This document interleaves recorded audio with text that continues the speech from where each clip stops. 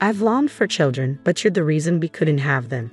My husband spat out, hurling those hurtful words at me after 20 years of marriage. In that moment, I realized I couldn't continue with him.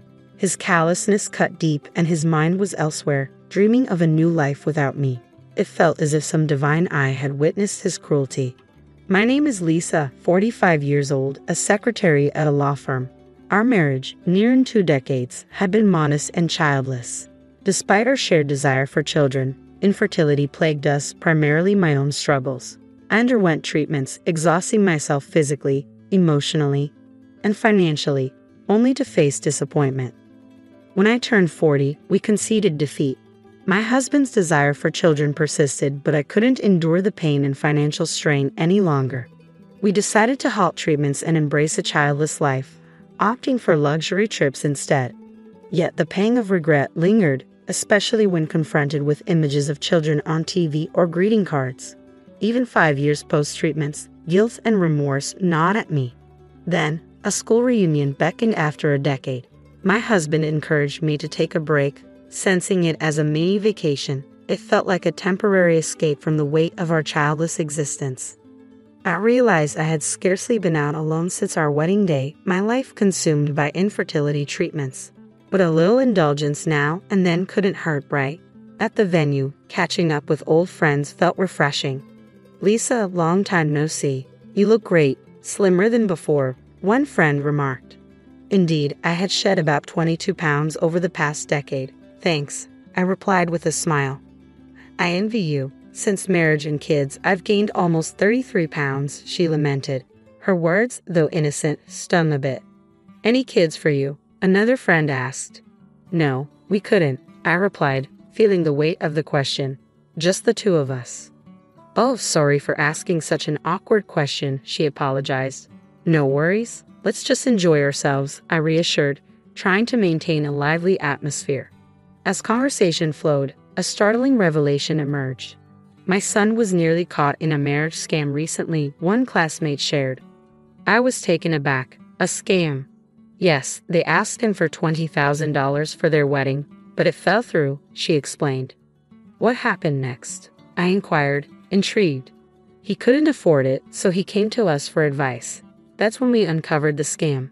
The woman vanished," she recounted. "It's terrifying," I murmured, shaken by the story. "There are some awful people out there," another friend chimed in.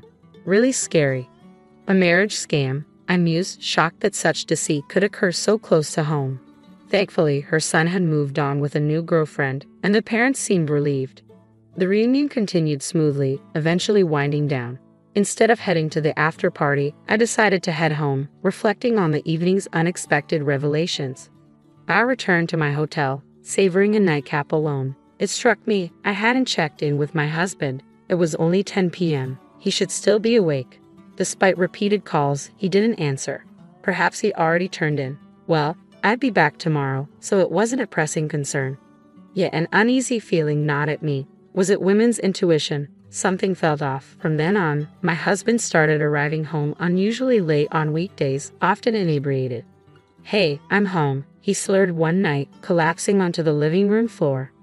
"Are you okay?" I asked, concern creeping into my voice. "Shut up. I'm home. Show some respect," he retorted, his words clouded by alcohol. As I tidied up his discarded clothes, he muttered something about Alyssa. You know, if you were as young as Alyssa. Confusion gripped me. Who was Alyssa? What did he mean by his words?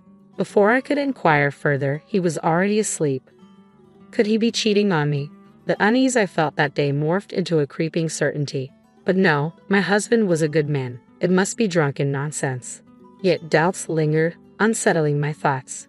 I tried to reassure myself, but my husband's erratic behavior gnawed at me. Weekends meant early departures and late returns, often accompanied by the stench of alcohol. It had become a pattern I could no longer ignore. "You're going out drinking almost every day lately. Are we okay?" I ventured one evening. "Mind your own business. It's my money," he snapped back, dismissive of my concern. "But we need to save for our future," I insisted. His response cut deep. "Well, I've spent quite a bit on treatments." "That's because you're defective." Even in his inebriated state, his words stung. I could have fathomed he'd speak to me that way. As time passed, his disparaging remarks grew more frequent. "Since you can't have kids, you should focus on showing affection to me," he'd say. With each selfish act, my love for him waned. Gone was the caring husband who once supported me through treatments. Would he ever return? After 20 years, I began questioning the essence of our marriage. But before I could confront him about it, he dropped a bombshell. "We need to talk," he said, his demeanor serious. I returned from work to find him on the sofa, his expression grave. "What's wrong? Why are you being so formal?" I asked, sensing something was amiss.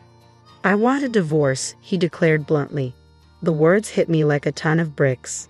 "You're joking, right? Why would you say that all of a sudden?" I pleaded, hoping for reassurance. But the idea of divorce had never crossed his mind before. "Yes," he confirmed, leaving me stunned and bewildered. The revelation hit me like a tidal wave. Divorce? Had my husband been considering it all along? I confronted him, desperate for clarity. "Out of the blue, you want a divorce? What's going on?" I demanded, my emotions raw. "We've been together for 20 years, haven't we? Let's talk this through," I urged, hoping for understanding. But he met my plea with contempt. "You're clueless, aren't you?" he scoffed, his tone laced with bitterness. Confusion clouded my mind. "What do you mean? For 20 years, I've wanted children. But because of you, I've been denied that chance," he accused, his words cutting deep. His revelation blindsided me. "That's not fair. We decided together to stop treatments," I countered, feeling the weight of sadness and frustration. "I was never okay with that. I've always wanted a child," he confessed, his voice heavy with regret. Tears threatened to spill as the reality sank in. "Well, if you sign the divorce papers, I won't have anything else to say," he declared proudly, pushing the papers toward me. But his next words struck like lightning. "I've already decided to remarry." "Remarry? With a 20-year-old? I gasped, disbelief coursing through me. "That's right. Alyssa," he confirmed, a smug satisfaction in his tone. Alyssa, the name echoed in my mind, the same name he had mentioned before. Woman's intuition, it seemed, was not to be underestimated. I felt a flicker of self-satisfaction, but I knew it wasn't the time for indulgence.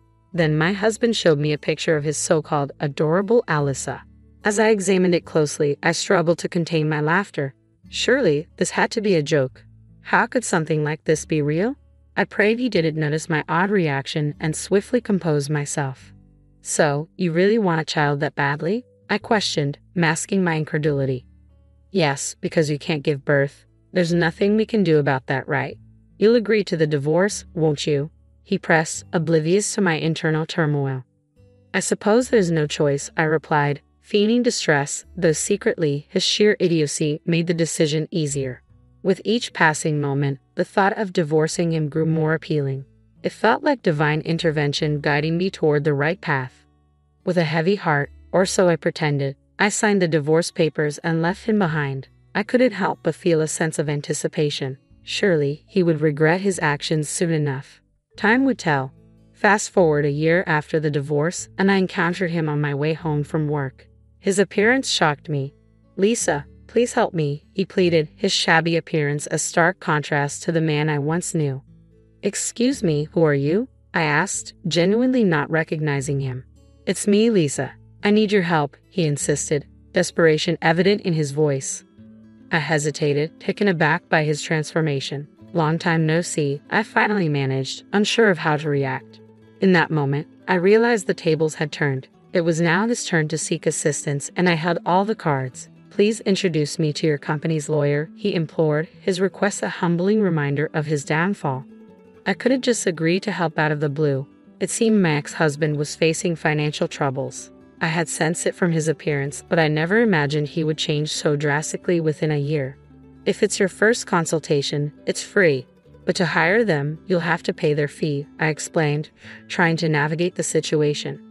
"I don't have that kind of money. Please help me," he pleaded, desperation evident in his voice.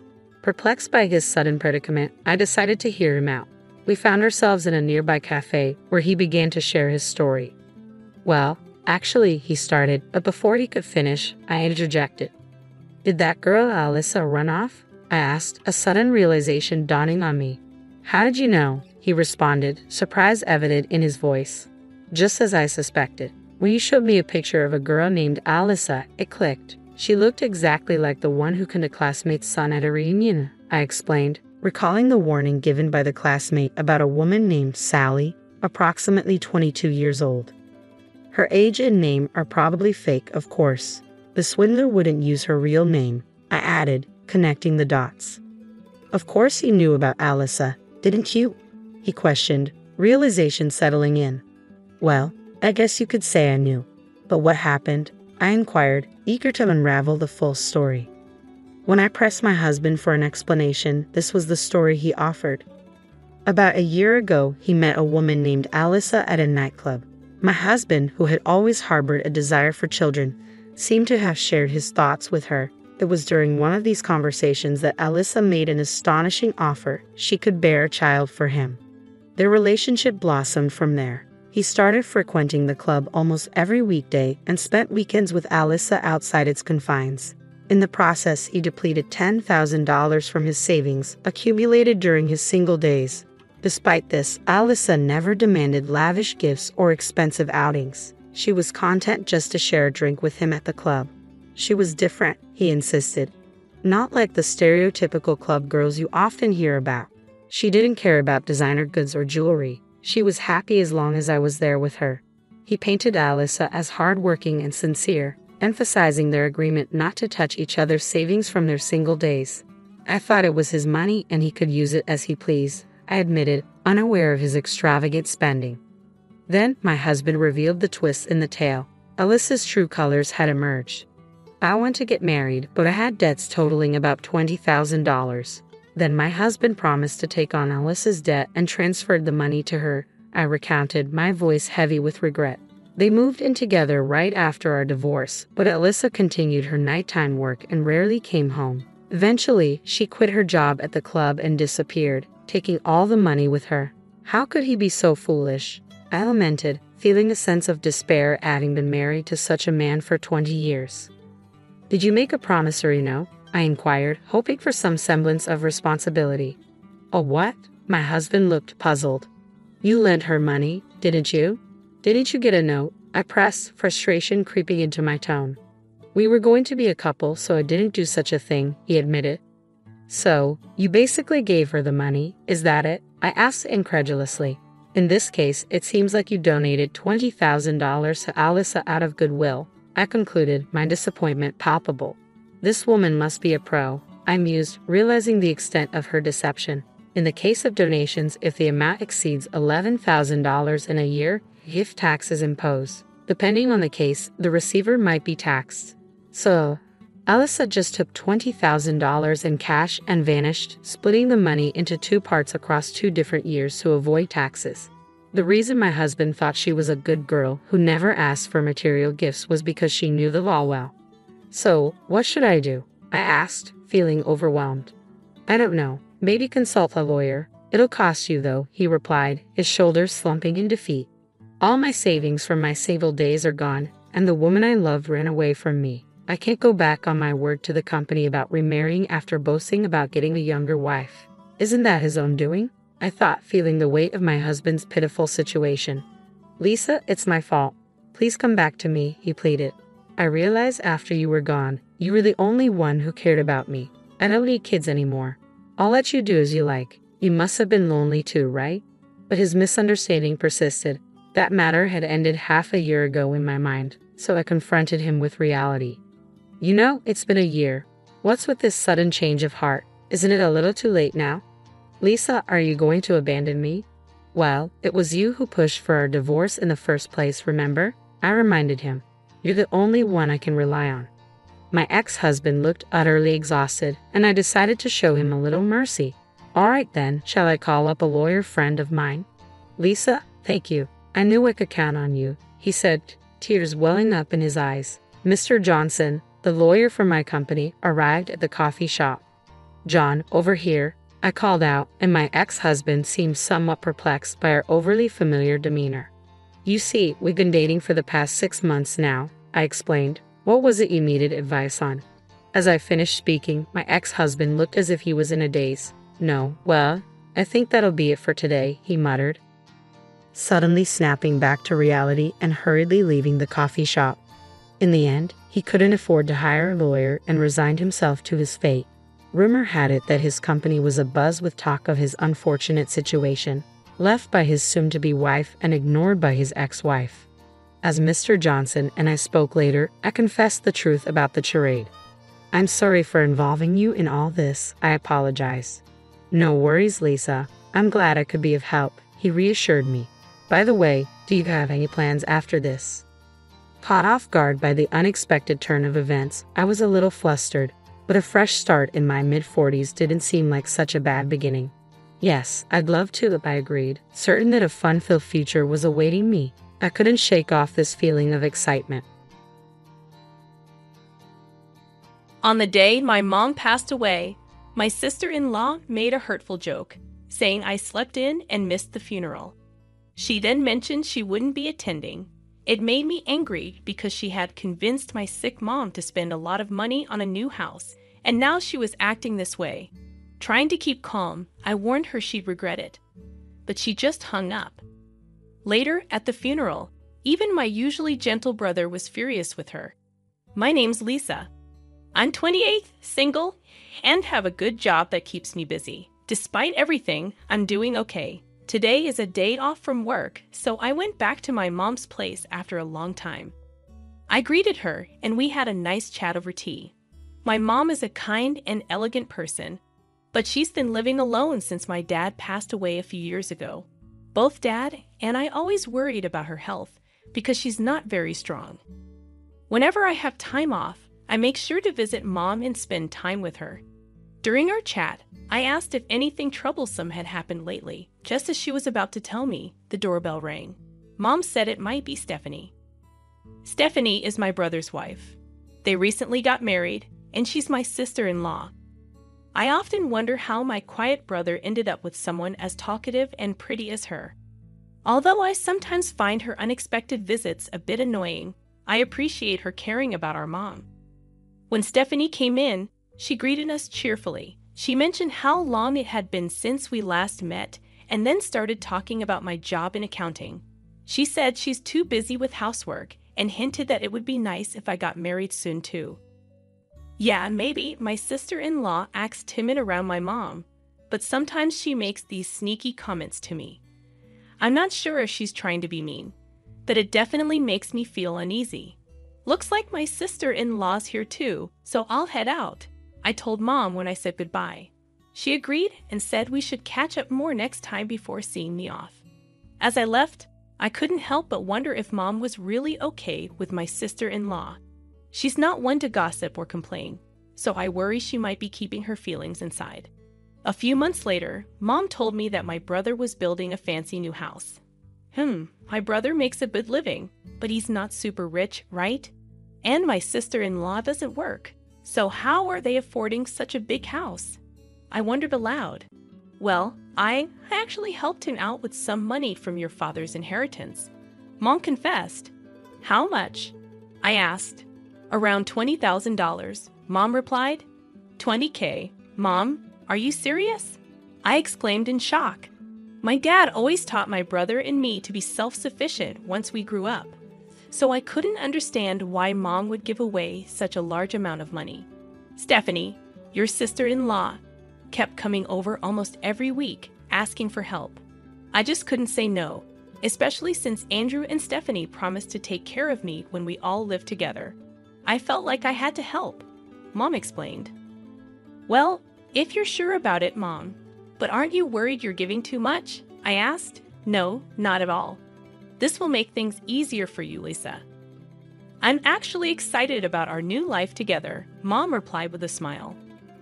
They went ahead and built their house, and my brother, his wife, and Mom moved in together.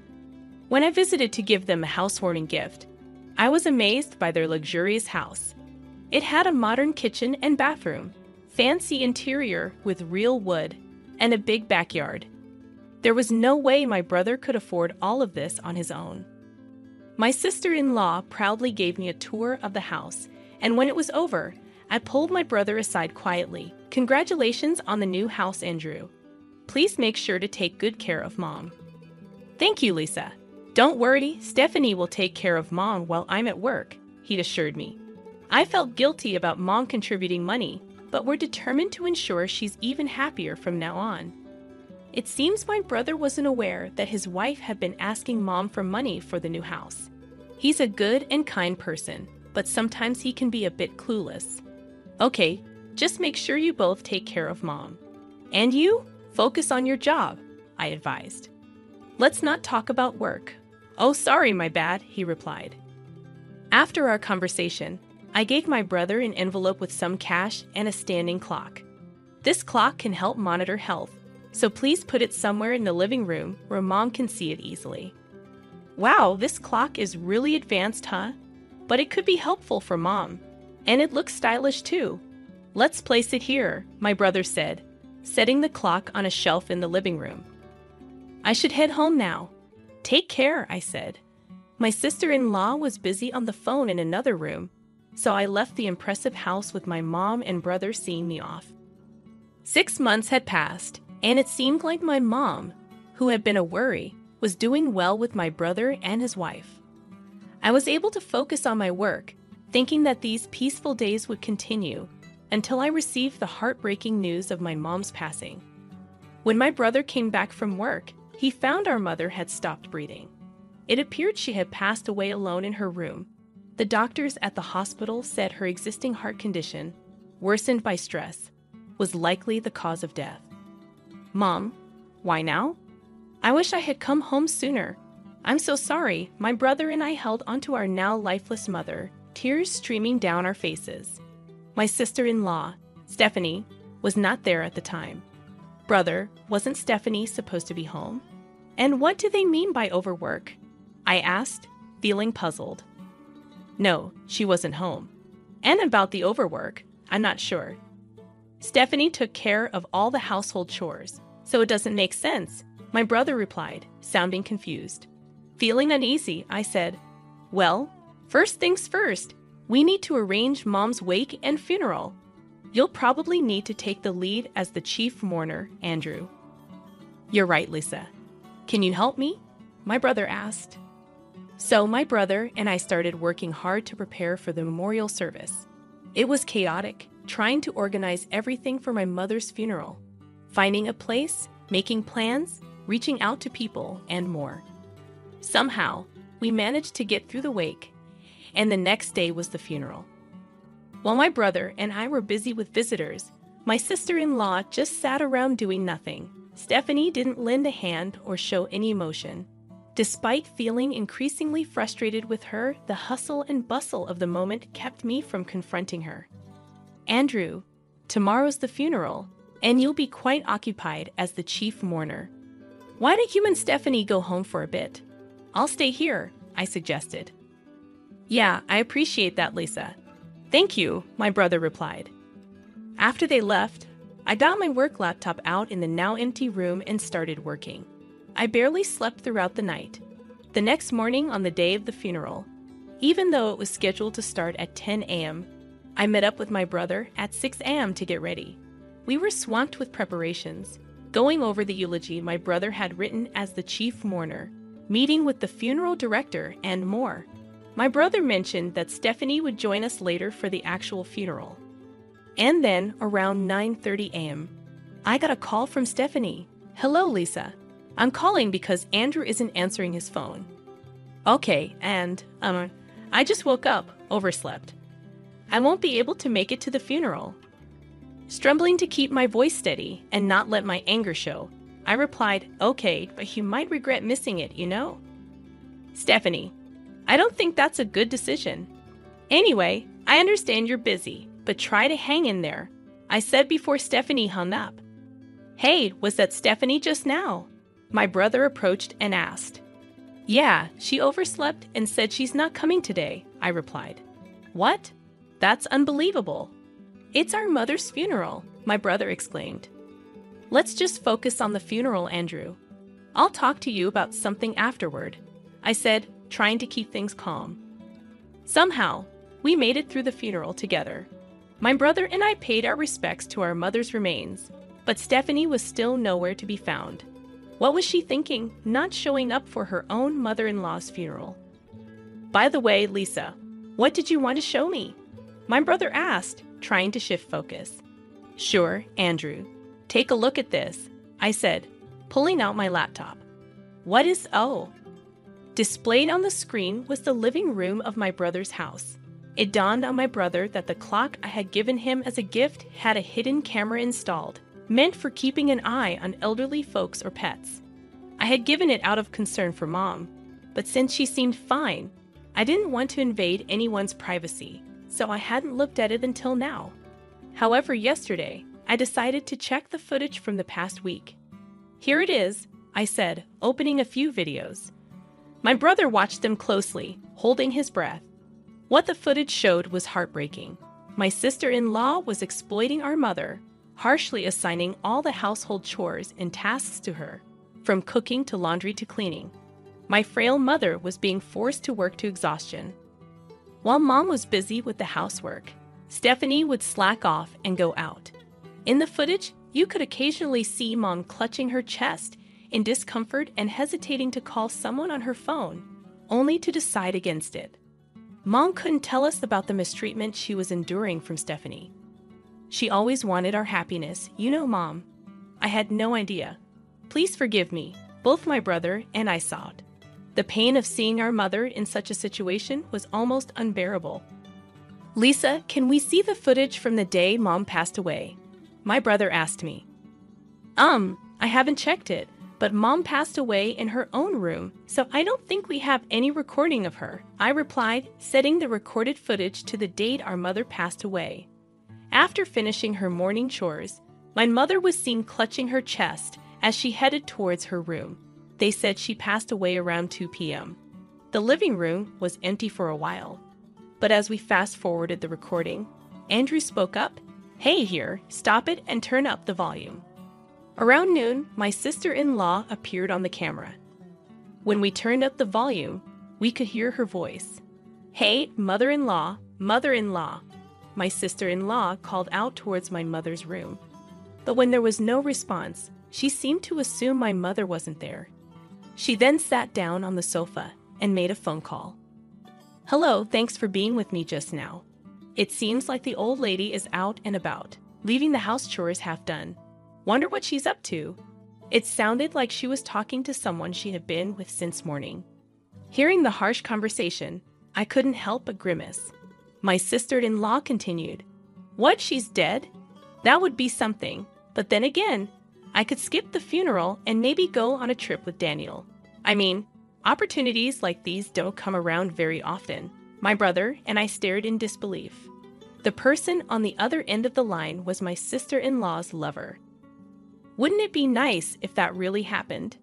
Then I could make up some story about domestic abuse for my husband, get a big divorce settlement, and buy this house. Then Daniel and I can live here together. My sister-in-law continued her conversation. "So, where do you want to go if we take that trip?" I'm thinking. My brother abruptly interrupted. He stopped the video, his expression changing from his usual kind and gentle demeanor to one filled with anger. "Lisa, I need your help. We're going to confront her." I nodded in agreement with my brother's words and immediately made a phone call.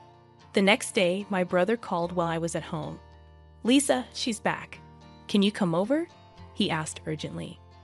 "Of course, I'm on my way," I replied, rushing over to my brother's house.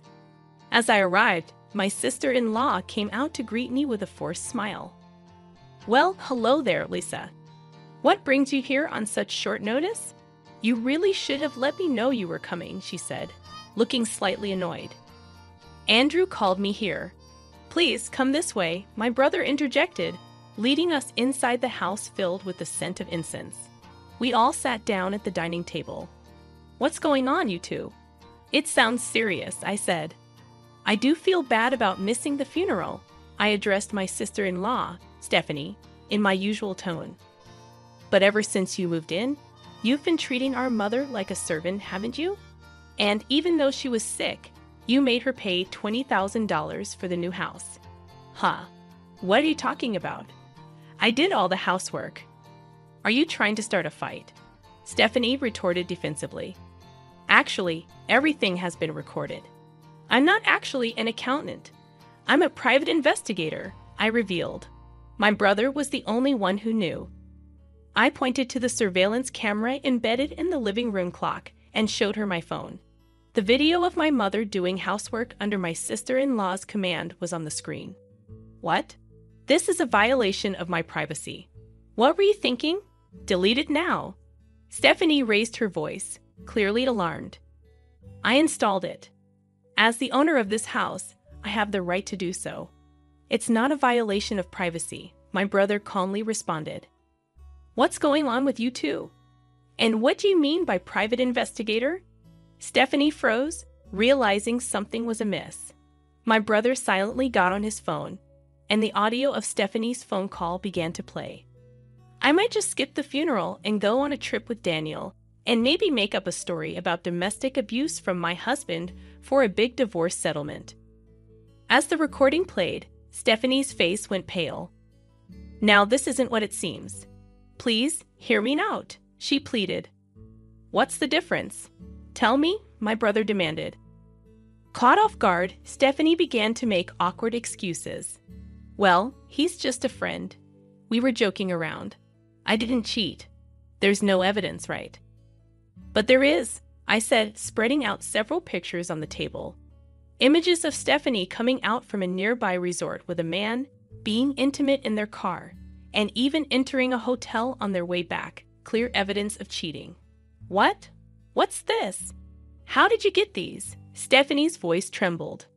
You mentioned it over the phone, didn't you? You talked about where you wanted to go on your trip and how you planned to spend the night together with him. I had someone from our company take these photos, my brother explained. How could you do such a thing during our mother's funeral? I calmly spoke. Oh, enough. What's wrong with you all? Stephanie burst out. There's no way we can stay married after this, Stephanie. We're getting a divorce, my brother declared. But I'm going to demand plenty of alimony, and you're going to have to move out of this house, Stephanie countered. Excuse me? My brother and I exchanged a glance, stunned by her audacity. I mean, when people get divorced, the wife receives alimony, right? Now, hurry up and give me my money, Stephanie demanded. Actually, that's not true. Since you cheated, you're the guilty party, and you're the one who will have to pay compensation to my brother, I intervened. What? Clearly, you're even more foolish than I thought. Pitiful, just as Lisa said. I'm going to demand alimony from you and from your lover as well, my brother added. What? And besides, it's for me to tell you to leave. Don't ever come back, Stephanie retorted, growing more agitated. No, this must be a lie. Stephanie muttered as I handed her a return suitcase and escorted her to the entrance. After closing the door, I gently patted my downcast brother's shoulder. 6 months later, my brother's divorce from Stephanie was finalized. She tried to take it to mediation, but the evidence my brother had gathered made it clear to the mediators who the guilty party was. It turned out that Stephanie had been squandering the money from their joint bank account. So my brother was able to divorce her with almost no division of assets. After that, just as he had declared, my brother claimed alimony from Stephanie and her lover. The lover, who had planned on moving in with Stephanie using the alimony from my brother, was outraged by the alimony claim and immediately broke things off with Stephanie. Having nowhere to live and being dumped by her lover, my former sister-in-law is now said to be living alone in an old apartment, working part-time. My brother went through a period of depression. He eventually sold the house, stating that he was done with marriage. Now he lives alone. Seeing my brother looking so lonely, I've been considering introducing him to a kind woman I recently met through work. She's also a divorcee, so they might be able to relate to each other easily. With those thoughts in mind, I head out and work hard again today. My mother-in-law said she wants my son to marry someone else. She thinks you're too old for him because you can't have kids, my mother-in-law said, smiling at a younger woman next to her. My husband, sitting silently beside her, didn't say anything. Feeling upset, I stormed out of the room. But soon after, I regretted it and wanted to make things right. I feel really bad about marrying into this family. My name's Olivia, and I'm 38 years old. I met my husband, Sam, who's 8 years younger, through a friend. I was unsure about dating him because of our age gap, but he insisted that age doesn't matter. I love you, Olivia, he said, and we started dating. Eventually, we got married after 6 months. When Sam introduced me to his parents, his mother didn't like me because of our age difference.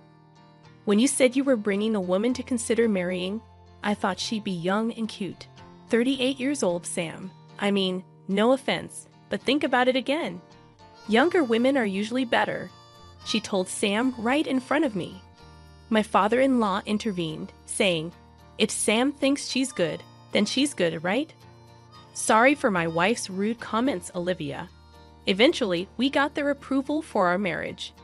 My father-in-law was good at smoothing over my mother-in-law's harsh words, making it seem like he didn't want any conflict.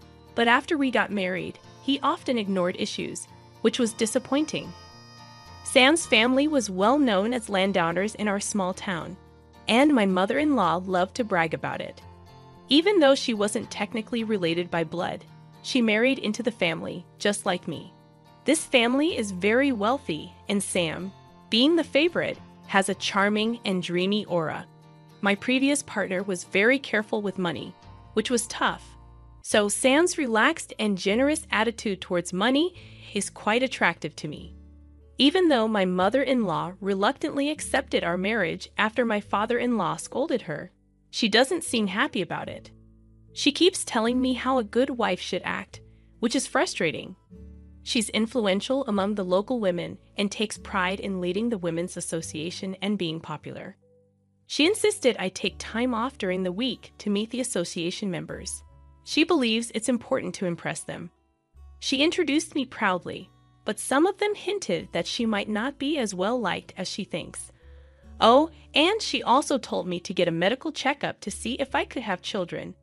I was a bit put off that it was her, not Sam, who ordered it, but I was also curious to know if I could get pregnant, so I agreed. Gynecological exams aren't exactly a walk in the park. Despite being important for women's health, they're uncomfortable.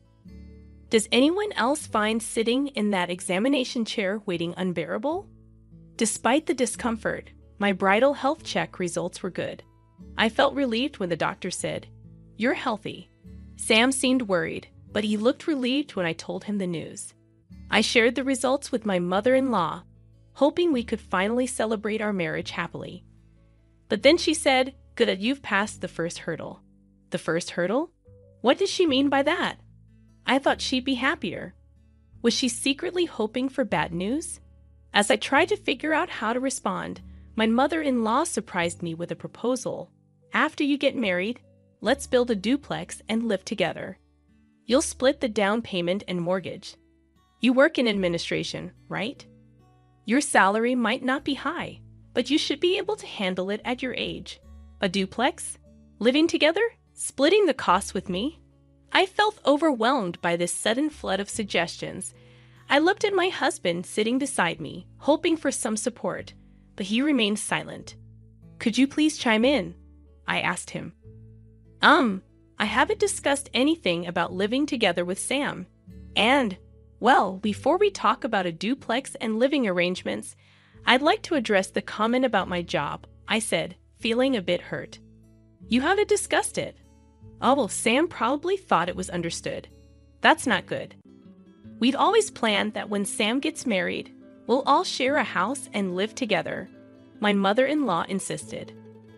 I felt a chill run down my spine. Always? Is she implying she drilled this idea into Sam's head by repeating it constantly? "That's correct. That's what I had in mind." "Wait, you didn't know about this? Why are you agreeing so easily?" my mother-in-law questioned. "I'm sorry, but I had no idea about this plan, and I can't make a decision without discussing it with Sam first. Can we please hold off on this for now?" I said before leaving my in-laws' house. Later, when I talked to Sam, he admitted that after we got married, he intended to build a duplex on his parents' property and live with them. I was furious that Sam hadn't told me about his plans, but when he apologized and said he forgot, I couldn't stay mad. I thought I might not find someone as kind and handsome as Sam at my age, so I ignored the warning signs and went ahead with the marriage. Looking back, I realized I should have been more cautious. I ended up going along with my mother-in-law's wishes and helped pay for a duplex where we'd live with Sam's parents. 6 months into our marriage, I found out I was pregnant. I kept it a secret from my in-laws until I was sure everything was stable. When I finally told them, they were thrilled and started discussing baby names, assuming it would be a boy, although we didn't know the gender yet. Despite feeling pressure, it's nice to see them happy. I was advised to quit my job for safety reasons, but since I help with my family's business, I have some flexibility. I decided to keep working as long as it doesn't strain me too much. My pregnancy was going smoothly, and I started feeling the baby's movements, a long-awaited joy. It's a mysterious yet happy feeling to sense a tiny life stirring inside me. I'm grateful for the joy of being a woman and experiencing this miracle. Sam, my husband, and my in-laws eagerly anticipate the baby's growth at each checkup, and I can't wait for the child's birth. I have a feeling that my relationship with my mother-in-law will improve once the baby arrives. One day, when everything seemed perfect, I noticed the baby's movements were weakening. I felt an indescribable anxiety and rushed to the hospital. The doctors gave me heartbreaking news. Something was wrong with the baby. Why?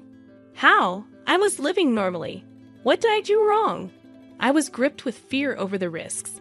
I was hospitalized immediately, but despite the doctor's efforts, my child passed away. Just a few more months and I could have held my baby. Why did this happen so suddenly? It felt like just yesterday when the baby was moving so energetically inside me. Was it my fault? As I cried in sorrow, my husband's words pierced through my pain. How long will you cry? It's over now, isn't it? Crying won't bring the baby back. Stop crying. I was stunned. What was Sam saying? Our child had just passed away. Even though I was taken aback by this cold side of Sam I had never seen before, my shattered state of mind left me unable to speak. Then came the day I was discharged from the hospital. Sam didn't come to pick me up. I managed to force a smile and reassure the nurses who were concerned about me going home alone. When I arrived home in a taxi, Sam, my mother-in-law, and an unfamiliar woman greeted me. "Welcome back. It's a shame, isn't it?" said my mother-in-law with a strange smile. "Yes," I responded, taking a seat on the living room couch as suggested. The seating arrangement was strange, with my mother-in-law and the woman sitting across from me on a bench, and Sam sitting next to them, showing no effort to comfort me or make eye contact. As my mother-in-law spoke, my heart sank. "We've talked it over with Sam. Since you can't have children anymore, we don't see the point in keeping you as our daughter-in-law. We're thinking of having this other girl marry Sam instead." Hearing those words while still reeling from the shock of losing my baby, tears filled my eyes. But I refused to let myself break down. I had to stay strong, telling myself that crying would mean giving up. I kept my head down, unable to look up. Ignoring my distress, my mother-in-law continued heartlessly. "If you're willing to work and support our family instead of having children, we might consider letting you stay. What do you think? Can I count on you to take care of us if they leave me behind?" Confusion and disbelief washed over me. Without thinking, I looked at my husband for support. But when our eyes met, Sam quickly looked away. Beside him, a woman who seemed triumphant stared back at me. I remembered her as Sam's childhood friend, introduced to me at our wedding. Seeing that my husband wouldn't even meet my gaze, I realized he's not on my side. He won't help me. A chill ran down my spine, and strangely, my mind became clear. They must have discussed this during my hospitalization. They planned to replace me, the woman who can't have children, with a younger wife who can bear an heir. If I stay here, I'll only suffer. There's nothing for me here anymore. With newfound clarity, I addressed Sam. "I understand where you stand. Let's get a divorce. Please go and live happily with your new wife." Leaving the house, I returned to my family home. My parents, surprised but warmly welcoming, were already aware of my miscarriage. They were outraged by the cruelty I had faced so soon after leaving the hospital. Their warm reaction was a relief after everything, and I ended up crying a lot that day. Exhausted from tears, I fell asleep. However, the next day, my mother-in-law and husband, who had shown such cruelty in driving me out, unexpectedly showed up at my family home. At first, my mother dealt with them normally, but once she realized who they were, she refused to engage with them. Then, they started incessantly ringing the doorbell, shouting, "We've canceled the divorce. Come back now." You see, my family runs a barbecue restaurant, a well-known spot that serves a globally famous brand of beer. It's frequented by many celebrities and athletes who enjoy our delicious food. However, my husband's family comes from an old, respected background, and they looked down on our family, thinking that running a restaurant was somehow shady. They had this outdated belief that restaurant businesses were inferior, and they saw our family as less well-off. We even invited them to dine with us once before the marriage, but they declined, saying beef. We always eat at certain places. Eating meat from other restaurants gives me heartburn. Sorry. During the pre-wedding meetings, they indirectly belittled my family with remarks like, "Oh, you run a restaurant, right? That's so old-fashioned. Oh, I see, from your parents' generation. Dealing with beef, huh? Well, respectable families don't engage in such businesses." It hurt to see my parents, who had worked hard to raise me, being treated this way, but they brushed it off with a laugh, saying there are always people with narrow mindsets. On the day I left after the divorce, my husband and mother-in-law happened to see our restaurant being featured on TV. Up until then, they had shown no interest and considered my family beneath them. But they panicked when they saw the restaurant described as running its own farm that produces top-quality beef, enjoying extreme popularity with meat exported worldwide, being highly successful and lucrative. Suddenly, they tried to cozy up to me, saying, "If your family were wealthy, we wouldn't have talked about divorce. We're sorry for yesterday. We weren't thinking clearly. Please come back." After all their talk about children and heirs, was it really all about money in the end? My husband Sam and his family never asked much about my job, so I had simply told them I worked in office administration for my family's company, leading them to believe I was a low-paid and incompetent employee. Consequently, they probably assumed that asking me to pay for the house would make me give up on the marriage. In reality, I managed the meat export division of my parents' company, earning a substantial income for an office worker.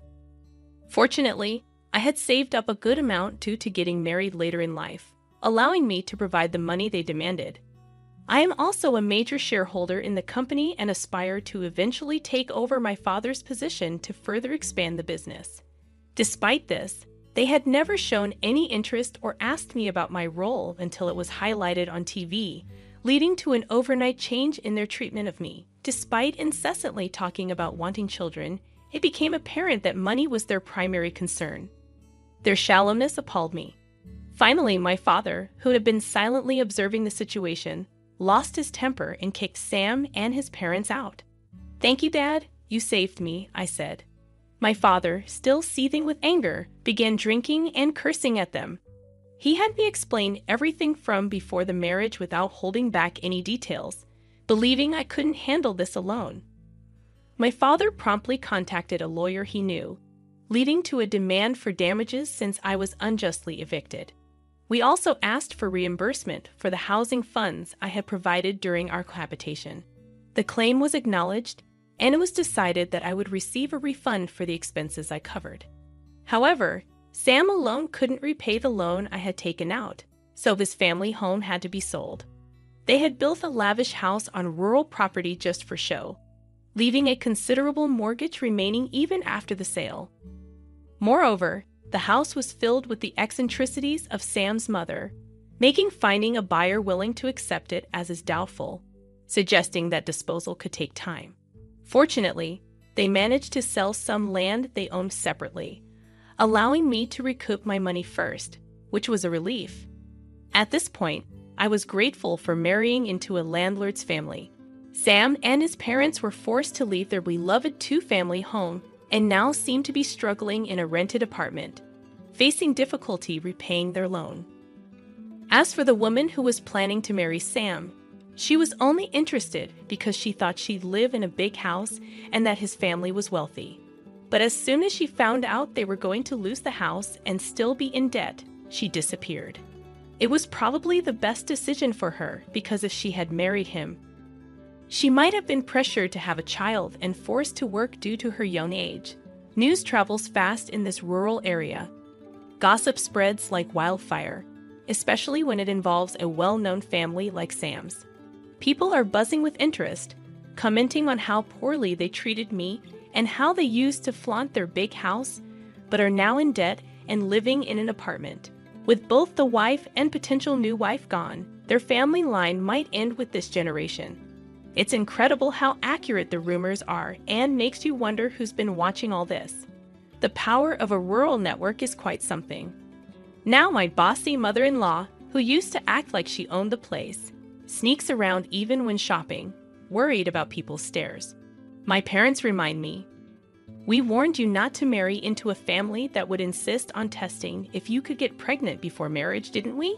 and brush off the situation. They even console me in their own way, saying, "Olivia just rushed into marriage a bit. Don't worry about it. It's fine if you stay home." They try to be understanding in their own way. Despite the troubles of being kicked out and going to court, I can see they're happy to have their daughter back home. I'm grateful for their warmth. It feels like I was just dreaming or living a nightmare during my married life. But now I'm free. I may have a divorce behind me, but I'm still in my 30s. I haven't given up on marriage. Once things settle down, I plan to work hard to find a new partner. But for now, maybe I'll focus on doing good things for my parents. You took the pain pills, right? So you shouldn't hurt anymore, right? And go ahead and vacuum. My husband looked at the pills I just swallowed. Wait a bit for them to work. I'll do the vacuuming properly, I said. He got up with a big sigh. I'm not saying I want to switch chores with him, but he could at least wait a bit, I thought, trying not to sigh. Suddenly, a sharp pain shot through my back, and I fell to the floor. I saw my husband rudely propping his foot on the back of the sofa. The pain was so bad I couldn't talk. Did he just kick me in the back? My husband laughed at me. I don't care if you're in pain. Just hurry up and vacuum. My name is Sally, and I'm 27 years old. I'm a regular housewife living with my husband Jacob. Our story goes back to when I joined the same company where Jacob worked. After finishing university, I got a job in sales. Jacob helped me a lot in the beginning, acting as my mentor. Jacob was handsome with short hair and customers liked him. He had a talent for persuading people and sealing deals easily. In sales, there are two types of successful people: those who know a lot about what they're selling and use that to convince customers, and those who just have a way with people and make customers want to buy from them personally. Jacob was definitely the second type. At first, I just looked up to Jacob for his success in sales, but when I struggled to close a deal and felt low, Jacob reached out to me. Over time, we grew closer, going out for meals and spending more time together. Eventually, I developed feelings for him. So when we started dating, I was incredibly happy, even crying tears of joy. And when he proposed, I was so thrilled that I couldn't stop jumping around with happiness. After we got married, we were very happy together. But there's one thing that brings me down sometimes. I've had severe menstrual cramps since I was in school. At first, I used simple painkillers from the store, but as time passed, I needed stronger ones to handle the pain. When Jacob and I were dating, he was really understanding during my periods. He would change his plans to help me, rub my back when I was hurting, and listen to me complain. I thought this care would continue after we got married, but things changed. During my period, I'd do my chores when the painkillers kicked in, take a break on the sofa for a bit, and then get back to work. But to Jacob, it seemed like I was just lying around all day.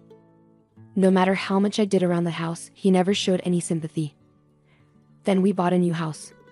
We used to live in an apartment, but we got a bigger place because we wanted to have kids someday. Jacob's parents like to have parties, so we decided we should host the next one at our new house. Jacob got everything organized really quickly. He told everyone the date and time of the party and gave me a list of relatives who were coming, along with their ages and what foods they didn't like. I was shocked when Jacob told me, sounding annoyed, that I needed to cater to everyone's taste for the party and that he wouldn't forgive me if I bought ready-made food. Planning the menu was tough because everyone had different dislikes, and what one person liked, another person hated. I spent several nights staying up late planning the menu. Then, just as my period, which was a bit late, started, I took a painkiller and finished cleaning the room. I decorated it with flowers, put out air fresheners, and kept going over the party plans in my head. That evening, I finished preparing the food for the party and went to bed. Jacob was laughing loudly at the TV while having his nightly drink while I was trying to finish up, dealing with my period pain. I fell asleep, remembering Jacob's laughter. On the morning of the party, I woke up before Jacob made breakfast and started cooking for the guests while tidying up. I kept checking the clock nervously as I worked. After finishing cooking, I set the dishes on the table and checked the entrance, living room, and bathroom thoroughly. The painkiller was wearing off, and the pain was getting worse. I sat down on the sofa, feeling like I couldn't bear it anymore. I wanted to lie down, but I had done my hair and makeup nicely, and I didn't know when the relatives would arrive, so I stayed seated. I looked at Jacob, who was watching TV with a drink in his hand.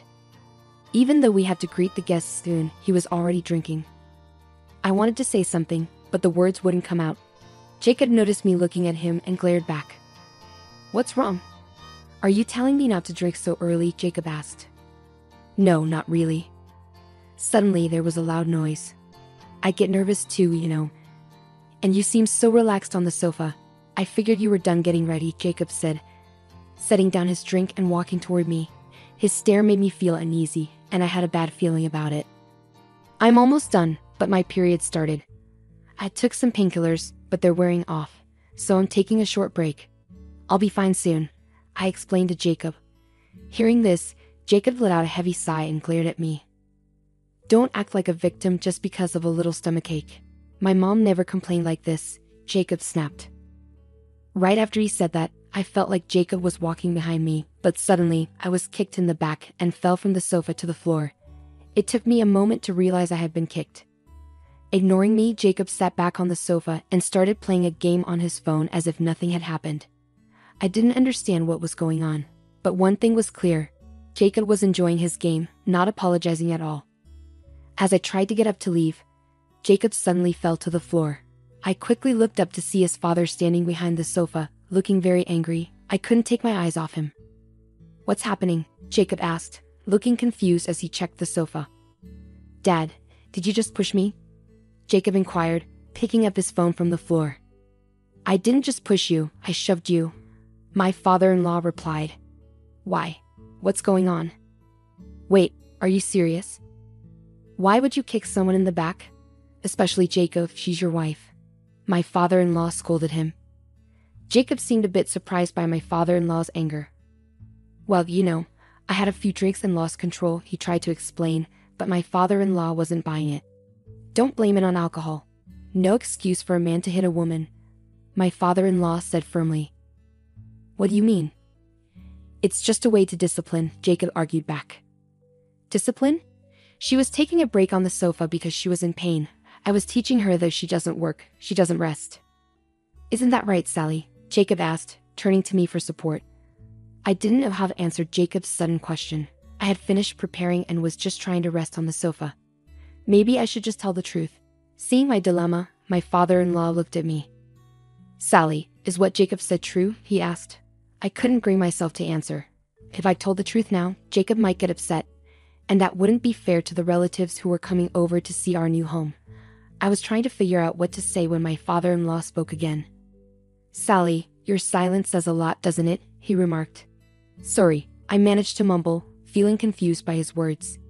"If Jacob was telling the truth, you would have confirmed it right away, but you stayed silent. Does that mean there's something, or everything, wrong with his story?"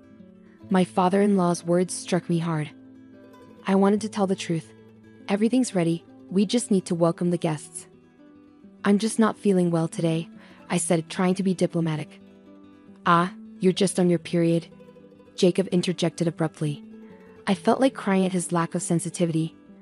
I had carefully chosen my words to avoid such a direct topic in front of my father-in-law, and yet, stop saying my period is just an excuse for feeling unwell. If you're done with your tasks, just say so. It seems like you think I'm sitting around doing nothing because I haven't finished. Jacob kept talking, not noticing how hard I'd been working. That's how Jacob saw things. He didn't remember me telling him earlier that I was almost done with the preparations. He didn't see all the work I've been doing since early morning, even since yesterday, getting everything ready and cooking. He didn't see me taking pills to cope with the pain and keep going. He decided we'd have the gathering here, but didn't lift a finger to help with the preparations or cooking. I did it all by myself. I started to get really angry. "Listen to me," I began, but Jacob cut me off. "She's always complaining about how bad her menstrual cramps are, but she never gets used to them. Every month when she gets her period, this is what happens," Jacob said, turning to his father. "Dad, Mom wasn't like this, right?" Jacob sought validation. "But it seems I made the right choice to come over early and help Sally, since you, Jacob, decided to host this gathering without considering her." "What? Inconsiderate? Me? No, Jacob, that's you. If you had worked with Sally, you would have seen how hard she worked on the preparations despite her pain. Instead, what did you do? Did you start drinking before everyone arrived? You were the one slacking off, Jacob." My father-in-law's outburst shocked everyone there. Jacob seemed to shrink back at his father's words. I didn't want Jacob to regret this like I do. "I've tried to educate you about this, but..." My father-in-law sat down heavily, sighing deeply. "Your mother also suffered from severe menstrual cramps like Sally. As a man with no knowledge about menstruation, back when information wasn't as easily available as it is now, I used to think your mother, who couldn't handle her own body, was just being spoiled. I thought only people who couldn't manage themselves suffered from menstruation." My father-in-law spoke slowly, as if remembering the past, his gaze distant. "Back then, painkillers were just for peace of mind. Your mother, being a full-time housewife, was told by my mother to do all the household chores. No matter how much menstrual pain she was in, I didn't let her rest. Then, one day, your mother fainted. I rushed her to the hospital, and the doctor told us she had endometriosis. Because of that, her dream of giving you siblings became impossible." My father-in-law continued. Jacob listened intently, staring at my father-in-law's face. Every person's body is different, and not everyone will have the same experiences. But if you ignore severe menstrual pain, it can lead to illness. Your mother did get sick. She was dealing with household chores, raising children, caring for her in-laws, and living with an inconsiderate husband. She had many sources of stress. She ended up infertile and couldn't get pregnant as she had hoped. I blamed it on the times and blamed my mother, but I was wrong. It was my responsibility to understand. It's a pain that we men can't experience, so I should have properly listened to your mother and accepted her as she was. I failed to do that.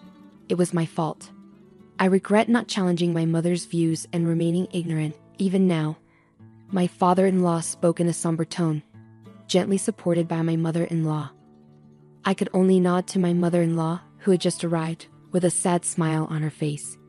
"You did your best to understand me, didn't you? Despite your demanding job, you even helped out with household chores.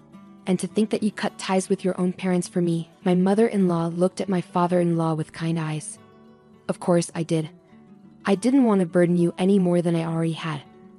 I wanted the three of us to live happily, so that's why I did what I did. But cutting ties with my parents was a big decision. I wanted to avoid having to make such big decisions. That's why I've always tried to teach you, Jacob, hoping that you wouldn't make the same mistakes as I did. But it seems that I wasn't able to convey that to you at all," my father-in-law explained. Feeling the weight of the conversation, Jacob tried to lighten the mood. "Hey, don't you think you're being a bit too dramatic, Dad? In my memory, sure, there were times when Mom was really unwell and had to lie down. But I don't remember her ever having to lay down because of something as minor as her period. Is this some kind of nostalgia bias? Are you maybe just assuming it was harder than it really was?" Jacob's words hit a nerve. My mother-in-law's hand, resting on my father-in-law's shoulder, trembled slightly. He gently patted her hand and gave Jacob a stern look. "You just forgot."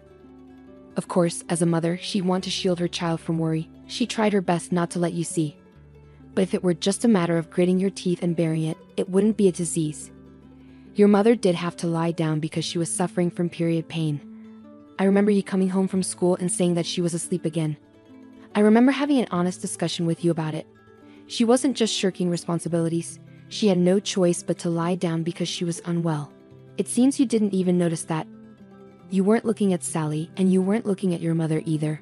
My father-in-law expressed his disappointment.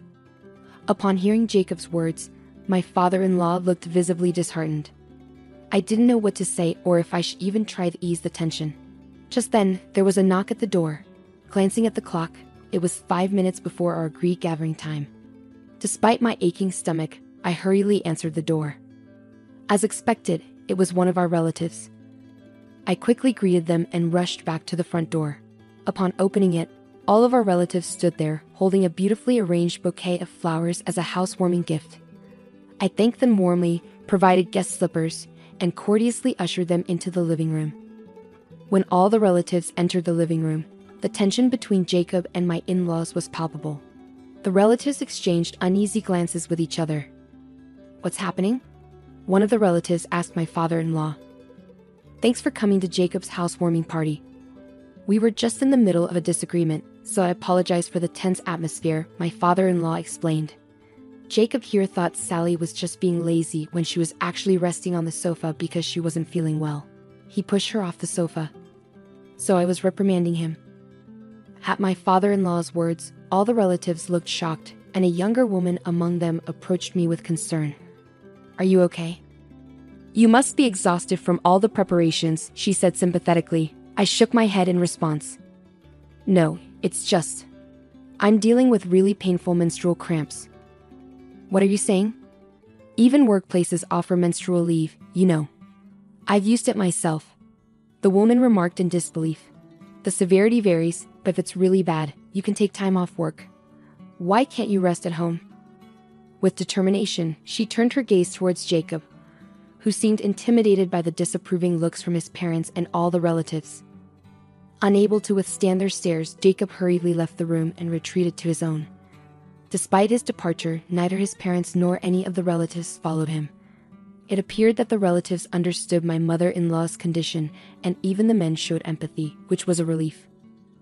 Immediately, my father-in-law and mother-in-law approached me, apologizing profusely for their son's behavior, while the relatives admired the newly constructed house and praised the delicious home-cooked meal I had prepared. Not a single person blamed me. Everyone was impressed by the meal I had served, and I received plenty of compliments. Feeling somewhat uplifted, the painkillers began to take effect, and I found myself enjoying the gathering. After some time, I received an email from Jacob. In his message, he expressed frustration that he couldn't enjoy the event because of me and lamented how unfair it was that he was being isolated from the family, with no one taking his side. His choice to communicate via email rather than face-to-face conversation left me feeling upset. As I was contemplating how to respond, my mother-in-law glanced at my smartphone. Upon seeing the message, she immediately rose from her seat. My father-in-law, noticing her reaction, inquired, "What's happening?" My mother-in-law swiftly took the smartphone from me and handed it to him. As my father-in-law read the message, he too stood up abruptly. "He still doesn't get it. We need to take him back and start over with his education," he declared. It was an unexpected development, but my in-laws appeared resolute. Soon, the relatives also voiced agreement, suggesting that Jacob needed to be re-educated, and it seemed they were fully supportive of the idea. After some time, as the relatives gradually departed, my mother-in-law made her way to Jacob's room and pulled him out. With both his parents gripping his arms, they whisked him away before he could protest. About a week after Jacob returned to his parents' home, I received an email from him. He shared how my mother-in-law had been tirelessly educating him about women's bodies, the challenges of menstrual pain, and even had him do household chores while pretending to experience menstrual discomfort. He complained about the difficulty of balancing work and chores. I couldn't help but chuckle as I read his complaints.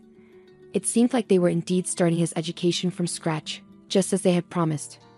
Perhaps now he was beginning to grasp a bit of what I had been going through, and it brought a smile to my face. During Jacob's absence, I decided to address my menstrual pain head-on. Encouraged by my female relatives, who suggested seeing a gynecologist for my severe discomfort, I visited a clinic. The doctor provided helpful advice on medications and lifestyle changes. Living without Jacob's interference turned out to be surprisingly comfortable.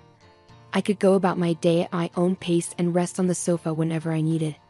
It was a life where I could prioritize taking care of my body.